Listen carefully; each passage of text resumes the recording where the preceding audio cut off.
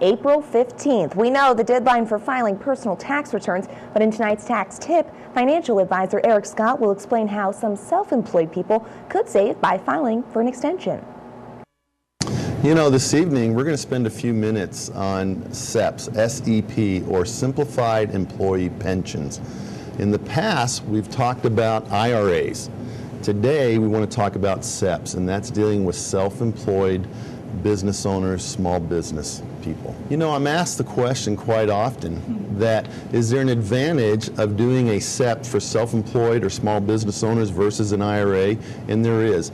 Everybody can contribute into an IRA, but the problem is there's limits. You know, we talked earlier in the show up to $6,000 based on your age, but in a self-employed pension or an SEP, you can contribute for last year up to about $15,500. You know, we're getting closer and closer to April 15th, and what happens is we've got to contribute by that date for last year. But a simplified employee pension or a SEP, you actually can contribute all the way to October 15th. We may not be able to put the full $15,500 or the amount we choose into the SEP program till maybe June or July. So we go ahead and we can file an extension, and in many cases we don't want to pay any more taxes, so we may make the payment in June, July, or August. What about the small business owner? Does he have any employees? Can they contribute?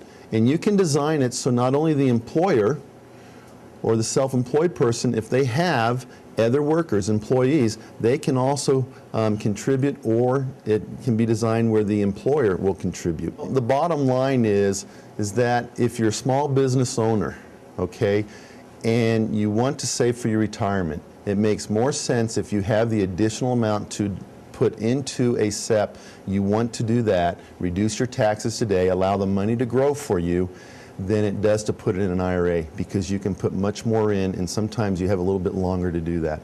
So for small business owners, you want to make sure you look at a SEP, not just an IRA. For more information, you can call Eric Scott Financial at 773-9444.